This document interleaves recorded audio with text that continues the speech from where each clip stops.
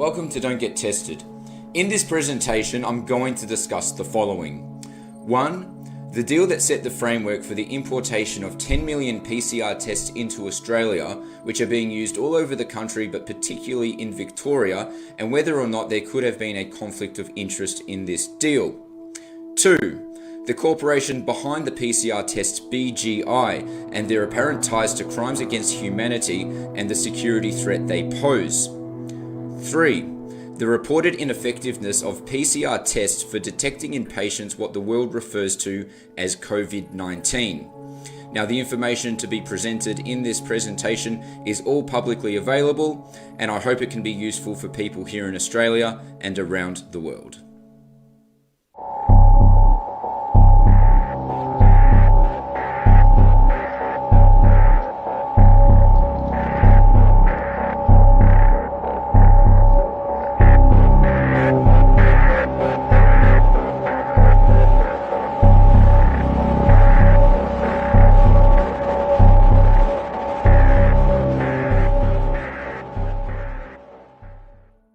My name is Jonas. I'm self-employed and live in Melbourne, Australia.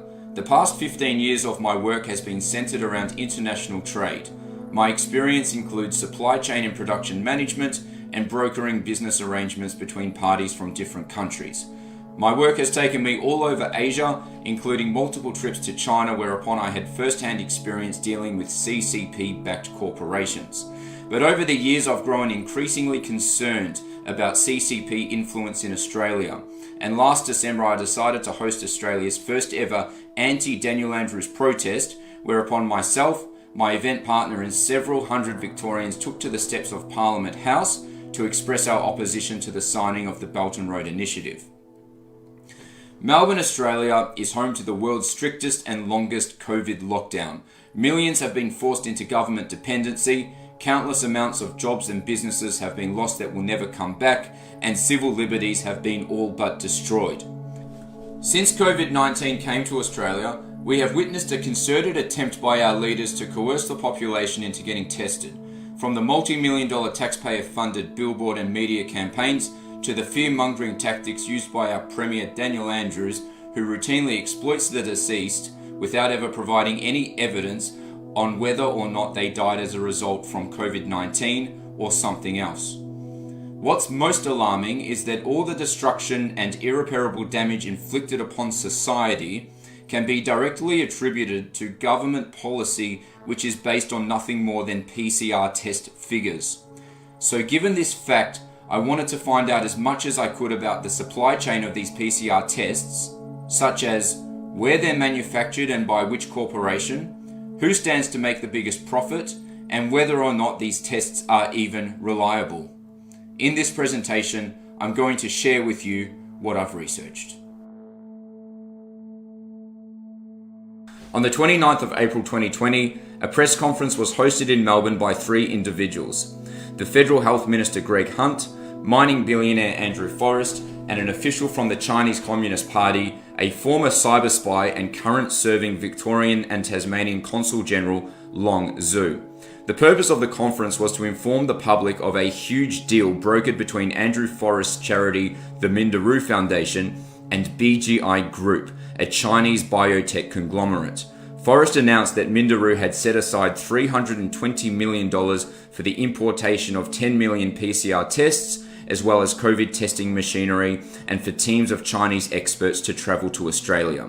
The equipment was all flown in on chartered flights, and according to Forrest, it was the federal government that approached him to ask for assistance in sourcing this equipment, with the understanding the funds would later be repaid by the government. Here are some highlights. So I am absolutely delighted today to announce a groundbreaking and fundamental partnership for Australia between the Australian government and Minderoo and the pathology sector. Andrew, through his work, has been able to secure on behalf of the Australian government 10 million PCR coronavirus tests. I can report that every single machine is here in Australia. 9 are under commissioning and 2 are under installation, of a total of 11 machines. and they are being equipped with, as you've heard from the Minister, 10 million tests. We set aside $320 million to assist Australia any way we could, and this was a business-to-business relationship. I would just like to thank BGI, Chairman Wang. Your integrity to withstand the attacks on the supply lines between yourself and myself is unimpeachable. I would like to thank you and all of you at BGI. I would like now to introduce a representative of China, our Consul General for Victoria, and a person who obviously is very proud of BGI. Let me, on behalf of the Chinese Ambassador, His Excellency Ambassador Chen Jingye, and on my own behalf, express our warm congratulations and heartfelt appreciations to Mindro and the BGI. As is known to all, China has attached great importance to international health cooperation. The Chinese government has released information related to the COVID-19 in an open, transparent, and responsible manner. And we have worked closely with WHO and other countries, including shared experiences in epidemic prevention and control, and providing assistance within our capacity. So we are also doing everything possible to help Australia. Ladies and gentlemen, the virus knows no ideology, border, or race. We are all in this together. And do you fear, for example, if Australia doesn't back off on China, that Fortescue's exports could be affected? No, look, the question itself is interesting, but doesn't go to the huge depth of relationship which exists between the business community on both sides and the trust and the friendship. Today is actually an example of cooperation and success. The work that Andrew and Nicola and Minderoo have done with their counterparts, the very welcome and appreciated message from the Consul General, and I thank you for the partnership that we have struck between our two countries. Question for the Consul General. We'll do that separately. Question for the Consul General. We'll do that separately. Question for the Consul General. We'll do that separately. Now there's a few red flags here. 1. By the end of April, it appears the government had probably already secured sufficient PCR test supply. Here's why I'm saying this. Dean Whiting, the Chief Executive of Pathology Technology Australia, was shocked by the deal. He said, quote, "Where we have a problem here was that there was a complete lack of transparency up front and a complete lack of consultation." He went on to say, "We had completed and submitted a very detailed audit of the current technology already available in Australian laboratories for this kind of testing, and we had determined there was more than enough technology already in the field to significantly ramp up testing." And to further support Whiting's statement, once these tests landed, they were immediately transferred to the nation's stockpile and were expected to never be used. 2. The federal government is capable of financing $320 million, especially for an operation that it considers to be in the best interest of public health. Simply put, the federal government did not need Andrew Forrest's money. JobKeeper alone was funded to the tune of $130 billion, so this seems quite peculiar. 3. Forrest implied that without his Chinese connections, this deal would never have been possible. But here's the thing. Since the inception of the COVID-19 crisis, BGI has exploited this situation to sell their tests and machineries all over the world. We're talking about 180 countries and counting. It's not as if you need to be somebody special to make an order with BGI. All you need to do is jump on their website, fill out an inquiry form, and provided you've got the money, BGI will deal with you. It's also important to note that BGI produces hundreds of thousands of these tests per day. Their capacity to produce is enormous. It's not as if we needed to bring 10 million kits into Australia at once. What we could have done was simply bring the kits in as we needed them based on the figures and statistics and what we knew at the time. 4. The presence of Long Zhu. Now, it doesn't appear that Long Zhu was involved in this deal with BGI, so the question is, why was he there and why did Andrew Forrest invite him? When Long Zhu did take the microphone, he seized the opportunity to praise the Chinese Communist Party for their handling of COVID-19. But unlike Labour MP Shoket Moselman, Long Zhu was spared having his home raided by ASIO. Long Zhu's presence also prompted concerns from several in Canberra.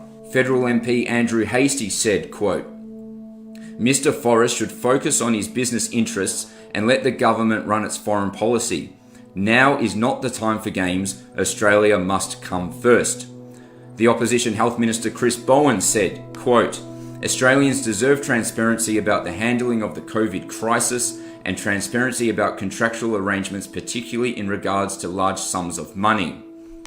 The former Resources Minister Matt Canavan said, "No proud nation should put themselves in a position where another country can dictate its foreign policy."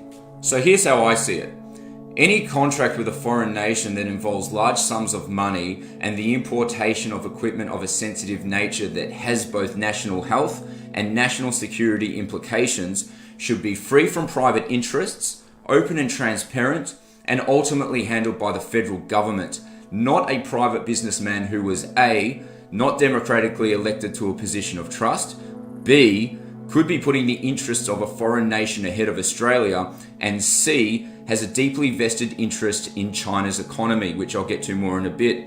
I also find it extraordinary that the government would seek the advice of a mining magnate over the advice of Pathology Technology Australia, who are our nation's leading experts in medical testing. In August this year, the Australian filed a Freedom of Information request to the Department of Health for the purpose of releasing details of this deal between Minderoo and BGI. That request was unfortunately knocked back.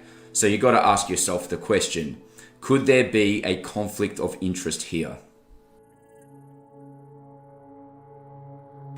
According to the Merriam-Webster Dictionary, the term conflict of interest is defined by the following: a conflict between the private interests and the official responsibilities of a person in a position of trust. Now here's the deal. Andrew Forrest made his billions and continues to make his billions off selling iron ore to China.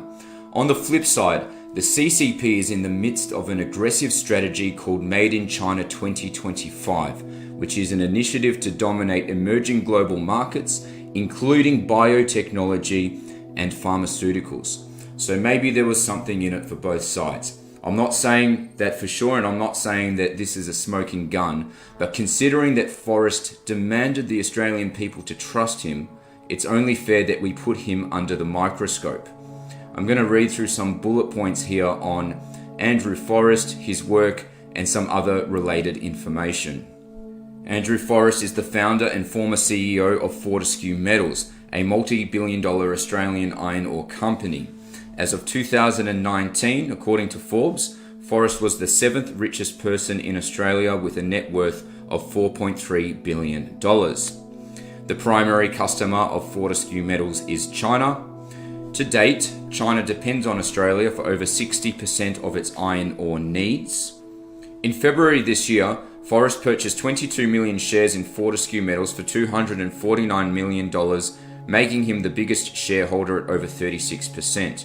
He made the purchase when investors were fleeing the share market due to COVID concerns. Last financial year, the share price of Fortescue Metals soared, and although other countries' demand for iron ore decreased, China's demand remained strong. Last financial year resulted in Fortescue Metals turning its biggest recorded profit, resulting in Forrest banking just shy of $2 billion. So what do you reckon? Do you think there could have been a bit of you scratch my back and I'll scratch yours? I'll get your biotech and pharmaceuticals into the Australian market, you keep buying my iron ore, and let's all make money together. I think it's interesting that China has threatened just about every Australian industry apart from iron ore. And that's simply because without Australian iron ore, China stops. No more military, no more infrastructure, and no more industrial expansion. I think it's insane and reckless that the government put someone like Forrest in charge of facilitating such a sensitive matter. And I consider it a slap in the face to the Australian public that the Freedom of Information request was knocked back.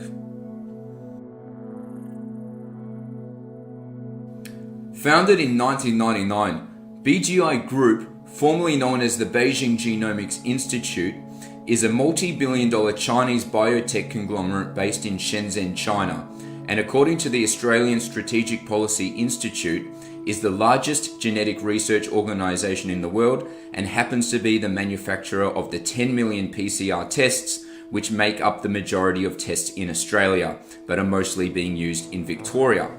BGI refers to itself on its About Us page as the, quote, world's leading provider of genomic sequencing services, and has a focus on areas such as clinical research in human health, drug development, genomic sequencing, and medical testing.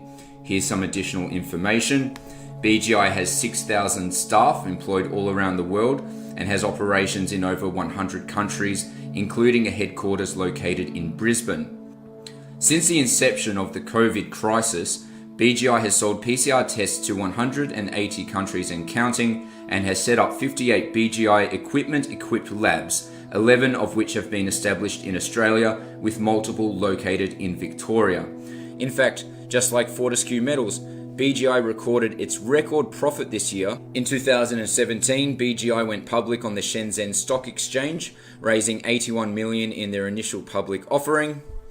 In May earlier this year, BGI raised more than $1 billion for its subsidiary MGI from investors including IDG Capital and CITIC Private Equity. Now, it's interesting to point out that CITIC Private Equity is a subsidiary of CITIC Group, a Chinese state-run investment firm that has deep business interests in the Western Australian iron ore industry.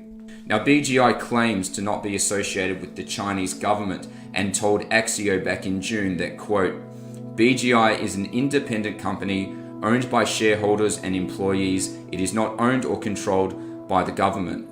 But here's the truth. BGI has demonstrated over the years that they are absolutely in cooperation and in collaboration with the Chinese government. Here's a few examples. A. BGI was founded with government support in 1999. B. BGI runs the Chinese Communist Party's National Gene Bank, which is a massive government-owned facility for the purpose of storing DNA. C. BGI received a $1.5 billion loan in 2010 from a Chinese state development bank. D. BGI's researchers have collaborated with the Chinese military. E. BGI joined the Chinese Communist Party's Belt and Road Initiative and now has access to the same Chinese state-run commercial lending institutions as do other Belt and Road organizations. It's important to note that under Daniel Andrews, Victoria was the only state to sign up to the Belt and Road Initiative.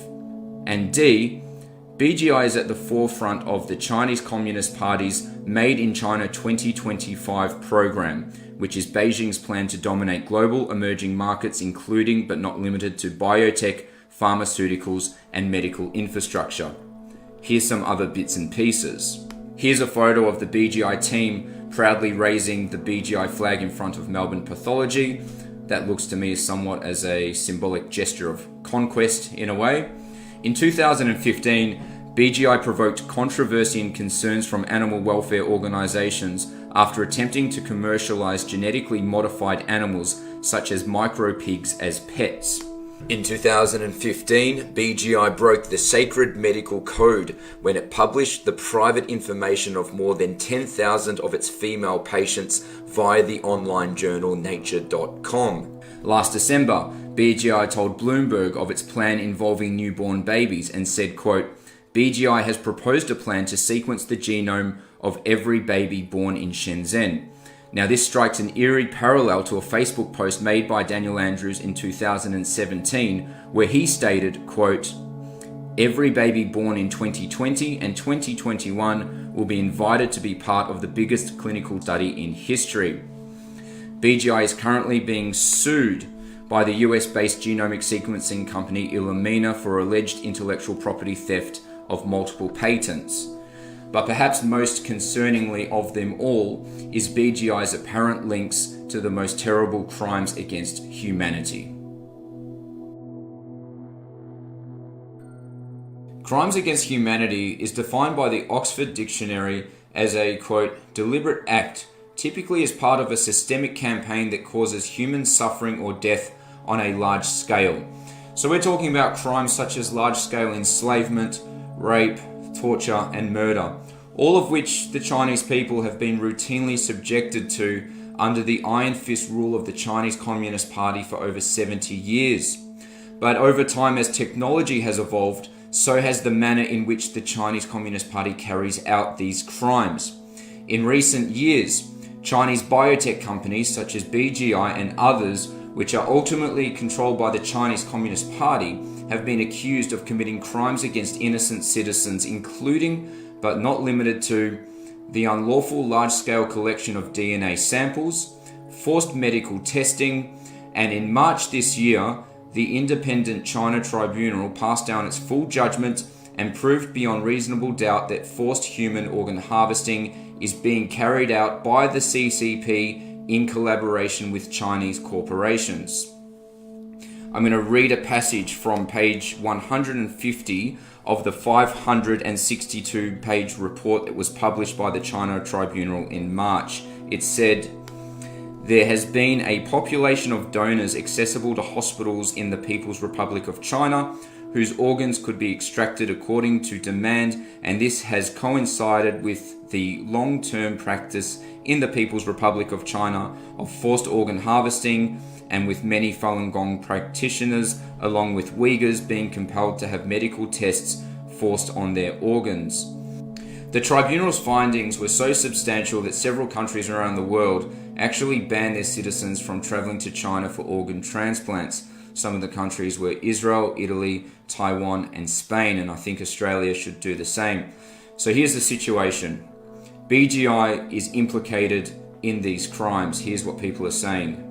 In 2017, Human Rights Watch raised concerns over DNA harvesting in China, which was being carried out under the false pretense of free medical testing.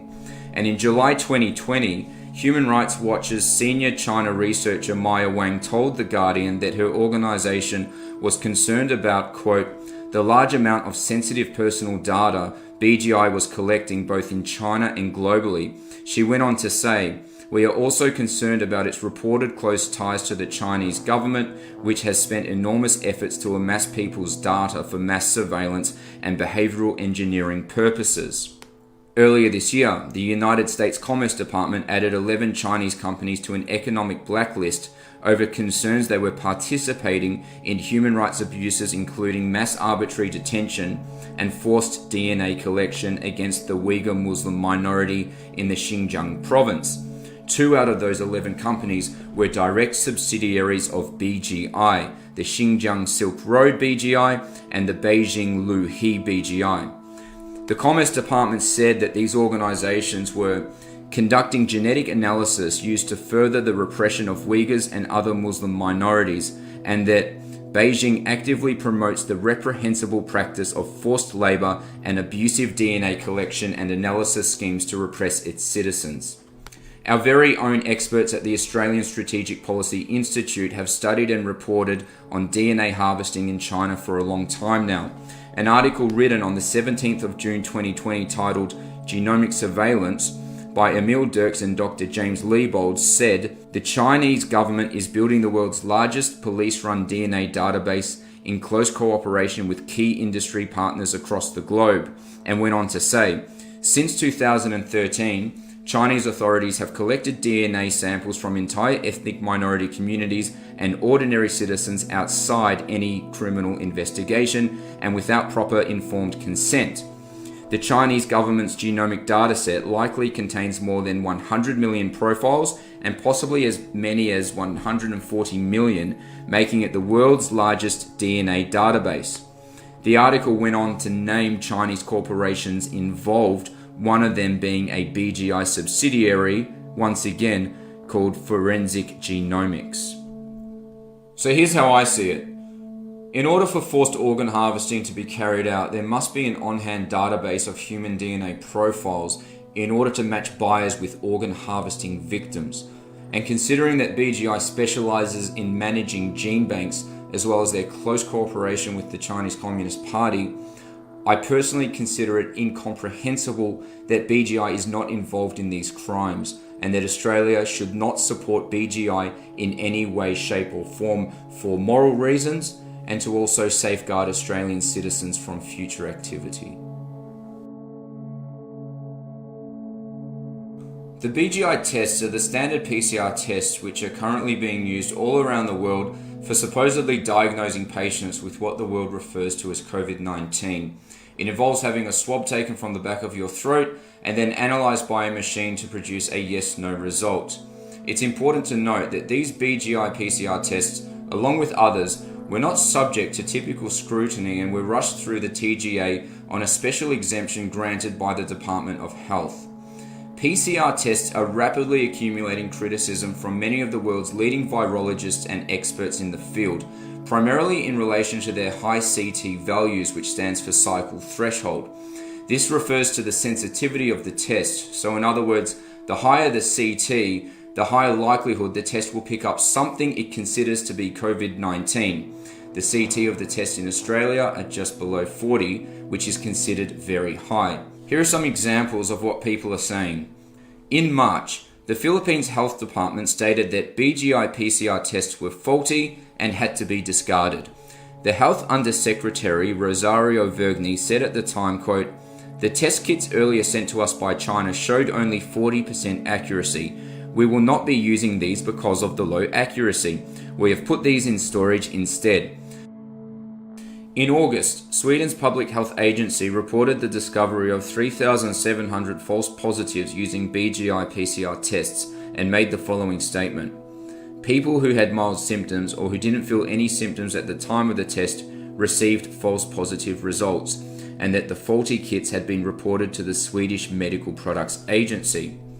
Now, BGI responded a few days later and said, quote, "China prefers to implement stringent rules, conduct thorough tests and set high sensitivity," essentially admitting that these tests are hypersensitive in nature. An article published by the New York Times in August titled, "Your coronavirus test is positive, maybe it shouldn't be," reported on data compiled by officials from New York, Nevada, and Massachusetts. Massachusetts, coincidentally, is home to a BGI headquarters. The article went into detail about the high CT PCR tests and went on to explain that up to 90% of people testing positive to COVID-19 carried such low amounts of virus that they probably would not be contagious, and went on to explain that other tests actually indicate how much virus is in a patient's body, whereas the COVID PCR tests produce a simple yes/no answer. Here's what some of the experts are saying. Dr. Michael Mina, an epidemiologist at the Harvard T.H. Chan School of Public Health, said, quote, "Tests with thresholds so high may detect not just live virus but also genetic fragments, leftovers from infection that pose no particular risk." He went on to say, in Massachusetts, from 85 to 90% of people who tested positive in July with a cycle threshold of 40 would have been deemed negative if the threshold were 30 cycles. I would say that none of these people should be contact traced, not one. Dr. Juliette Morrison, a virologist at the University of California, Riverside, and it's interesting to point out that California is actually a state that banned the use of BGI. She said, quote, "I'm shocked that people would think that 40 could represent a positive."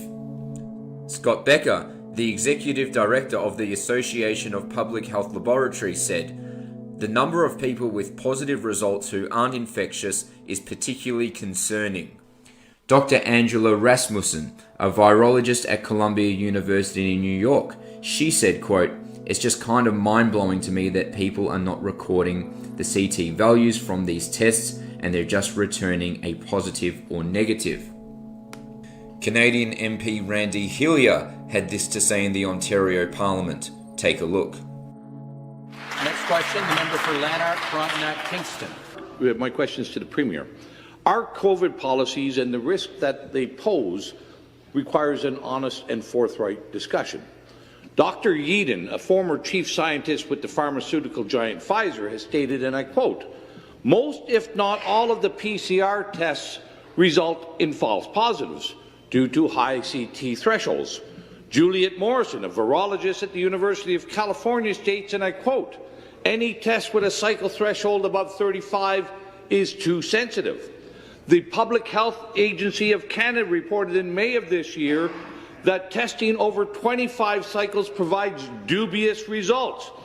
the prestigious Oxford professor Dr. Carl Hannigan has stated, a PCR test does not equal COVID-19. Speaker, my question to the Premier is, your testing creating both a false understanding of the risk as well as false positives? On July 30th, the Deputy Medical Officer of Health, Dr. Barbara Yaffe, stated, and I quote, our testing can result in over 50% false positives.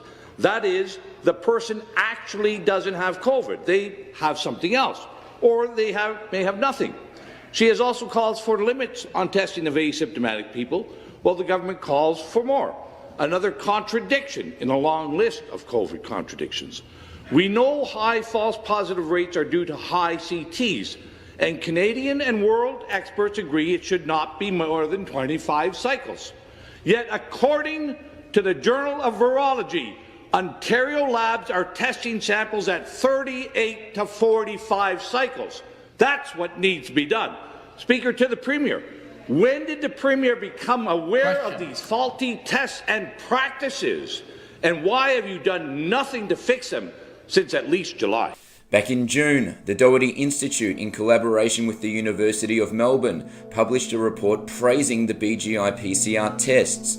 But it's important to point out that also back in June, the Doherty Institute received a US $2 billion donation from the Chinese tech company TikTok.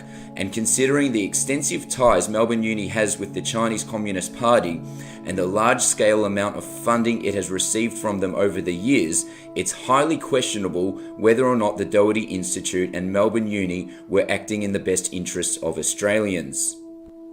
In August, a team of experts from the Oxford University-based Centre for Evidence-Based Medicine published an article titled, "Are you infectious if you have a positive PCR test result for COVID-19?" The study was focused on the relationship between COVID-19 infectiousness and PCR test results, and concluded that, quote, insufficient attention may have been paid how PCR results relate to disease. The relation with infectiousness is unclear, and more data are needed on this. If this is not understood, PCR results may lead to restrictions for large groups of people who do not present an infection risk. On the 13th of July, the Centre for Disease Control published a report on COVID-19 and PCR tests and had this to say, and I'm reading from the report right here. Detection of viral RNA may not indicate the presence of infectious virus or that 2019 nCoV is the causative agent for clinical symptoms. The performance of this test has not been established for monitoring treatment of 2019 nCoV infection. The performance of this test has not been established for screening of blood or blood products for the presence of 2019 nCoV. This test cannot rule out diseases caused by other bacterial or viral pathogens. The Bulgarian Pathology Association published an article on the 1st of July titled, "COVID-19 PCR tests are scientifically meaningless." It went on to say, quote, "Lockdowns and hygienic measures around the world are based on a number of cases and mortality rates created by the so-called SARS-CoV-2 RT-PCR tests used to identify, quote, positive patients, whereby, quote, positive is usually equated with, quote, infected. But looking closely at the facts, the conclusion is that these PCR tests are meaningless as a diagnostic tool to determine an alleged infection by a supposedly new virus called SARS-CoV-2. And even our very own Therapeutic Goods Administration was forced to admit on October 1st that, quote, the reliability of COVID-19 tests is uncertain due to the limited evidence base. Available evidence mainly comes from symptomatic patients, and their clinical role in detecting asymptomatic carriers is unclear. The indications for conducting a COVID-19 test have changed through the course of the pandemic. Yet despite this information, Daniel Andrews and other leaders around the world are still coercing the population into getting tested and also mandating testing. You got to ask yourself the question, why? And finally, Kerry Mullis, the creator of the PCR test, who sadly passed away last year, is on record explicitly expressing that PCR tests are not designed to detect people who are sick. Take a look. I want to ask this to Kerry. how do they misuse PCR to estimate all these supposed free viral RNAs that may or may not be there? I think misuse PCR is not quite.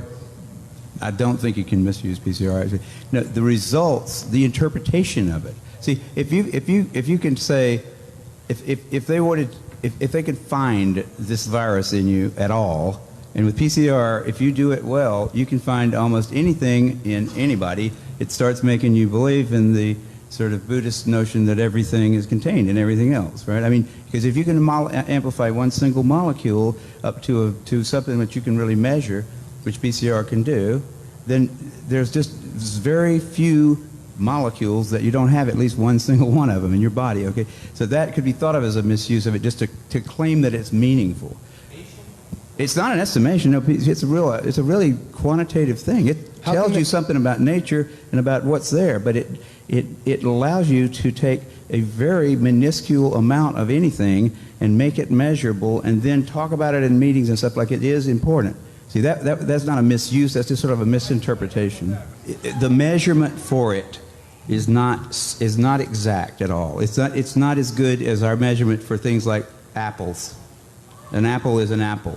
You know, you can get something that's kind of like, if you got enough things that look kind of like an apple and you stick them all together, you might think of it as an apple. But and HIV is like that. Those tests are all based on things that are invisible, and the results are inferred in a sense. PCR is separate from that. It's just a process that's used to make a whole lot of something out of something.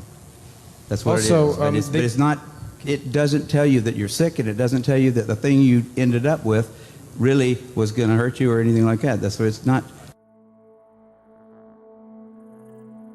Dr. Rainer Fulmich, a highly accomplished lawyer and member of the German Corona Investigative Committee, is preparing to legally challenge the World Health Organization and other key global players for the damage caused by PCR test-based government policy. The three major questions to be answered in the context of a judicial approach to the corona scandal are: 1. Is there a corona pandemic, or is there only a PCR test pandemic? Specifically, does a positive PCR test result mean that the person tested is infected with COVID-19, or does it mean absolutely nothing in connection with the COVID-19 infection? 2. Do the so-called anti-corona measures, such as the lockdown, mandatory face masks, social distancing, and quarantine regulations, serve to protect the world's population from corona? Or do these measures serve only to make people panic so that they believe, without asking any questions, that their lives are in danger, so that in the end, the pharmaceutical and tech industries can generate huge profits from the sale of PCR tests, antigen and antibody tests, and vaccines, as well as the harvesting of our genetic fingerprints? Not only are PCR tests expressly not approved for diagnostic purposes, as is correctly noted on leaflets coming with these tests, and as the inventor of the PCR test, Kary Mullis, has repeatedly emphasized. Instead, they're simply incapable of diagnosing any disease. That is, contrary to the assertions of Drosten, Wheeler, and the WHO, which they have been making since the proclamation of the pandemic, a positive PCR test result does not mean that an infection is present. If someone tests positive, it does not mean that they're infected with anything, let alone with the contagious SARS-CoV-2 virus. It's really important to keep in mind that all the destruction and the loss of our civil liberties can be directly attributed to government policy, which is based on nothing more than PCR test figures. So should these PCR tests be proven to be completely useless and meaningless, it's only fair and reasonable that those who are responsible for enforcing this policy are brought to justice. And you have to ask yourself the question, who stands to benefit the most from manufactured, inflated PCR test results? It's certainly not the people. The people have suffered greatly. I think the answer is quite obvious. The world's multi-billion-dollar biotech and pharmaceutical companies benefit greatly, as do the world's power-hungry politicians. Another widely shared concern is that the CCP might be stealing genetic information on Australian citizens via backdoor access to BGI equipment. You see, the CCP is notorious for cyber theft and has an entire division of their military dedicated to the cause. In fact, earlier this year, the Australian government detected a large-scale cyber assault on our military. But nonetheless, the government and Health Minister Greg Hunt were quick to dismiss these concerns. But not so quickly. Unfortunately for Australia, the government did not explain to the public the measures it took to clear BGI equipment. And due to a special exemption from the Department of Health, all BGI equipment was able to be approved for use by the Therapeutic Goods Administration without typical scrutiny.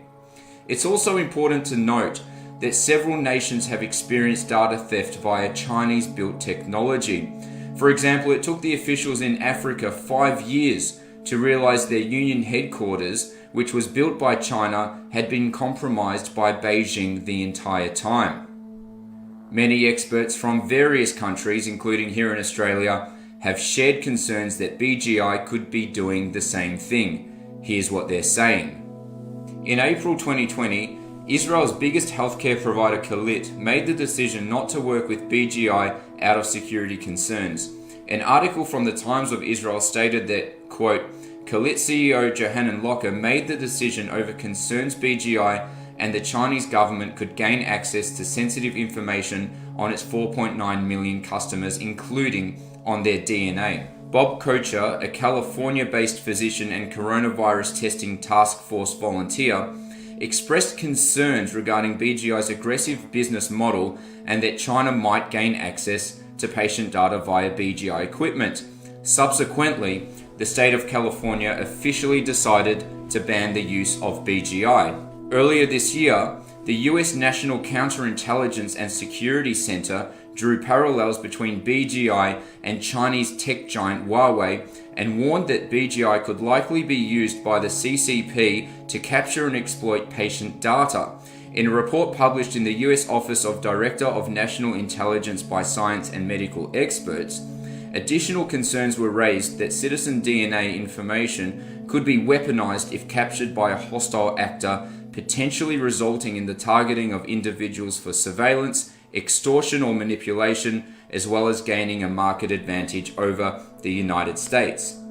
In October 2020, the US Department of Homeland Security and State Department applied pressure on the Nevada state government to not use 250,000 donated BGI tests, once again out of concerns of patient data theft.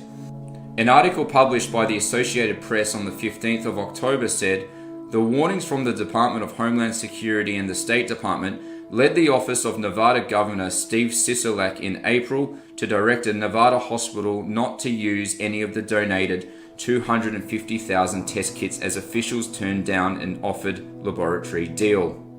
In Hong Kong, and despite having very few reported COVID cases, the Hong Kong government has partnered with BGI in a radical plan to test upwards of 50% of the 7.5 million population. This has sparked major concerns from lawmakers, independent media, and activists who fear the CCP could be harvesting their DNA for abusive purposes, similar to the crimes against humanity which are currently being carried out in China. Australia's Professor James Liebold, who is a senior fellow from the Australian Strategic Policy Institute and is somebody who specialises in the study of CCP DNA surveillance in China, he also expressed concerns. This is what he had to say on BGI on Sky News. I don't know that I like the look of a Chinese bio company deep in genomics and the use of DNA being the body that has these tests and these machines that we're paying all this money to import into Australia, and your concerns and my concerns are shared. Yeah, well, Peter, I think I come from the perspective of would I be willing to rock up to one of these testing sites and have my biometric samples taken? How do I know it's not going to end up in Beijing in some police-linked database? But I also come at it from over 20 years of studying Chinese politics as well as Chinese control and surveillance mechanisms. And really, my concerns are kind of twofold. as you pointed out, issues around privacy protection, what's going to happen to that data that is collected, how will it be stored, will it be transferred, how do we know it's not going to be, end up, as I said, back in Beijing somewhere. But also, I come at it from a kind of ethical issue as well. Two of those companies involved in providing those test kits, Beijing Genomic Institute as well as Thermo Fisher Scientific, have been linked to serious human rights abuses in China's western region of Xinjiang. And, we had to ask about those companies and are we willing to collaborate with them here in Australia? Are there concerns that they might not be worthy partners? We now know a lot more about this virus as opposed to earlier this year. We know that COVID-19 is no more dangerous than the seasonal flu, yet governments around the world persist on destroying their economies and abolishing the God-given human rights of their citizens, whilst the world's biotech and pharmaceutical corporations, as well as their accomplices, profit billions of dollars. It is only fair and reasonable that those behind this global scandal are brought to justice. I'm going to conclude this presentation with 3 recommendations. 1, for the deal between Forrest Minderoo Foundation and BGI and other involved actors to be investigated by ASIO. 2, for BGI to be blacklisted from operating in Australia on the grounds of moral reasons and national security. 3, due to the inconclusive nature of PCR test results and the destructive government policy it results in, all PCR tests and related COVID machinery should be immediately destroyed. Thank you for watching.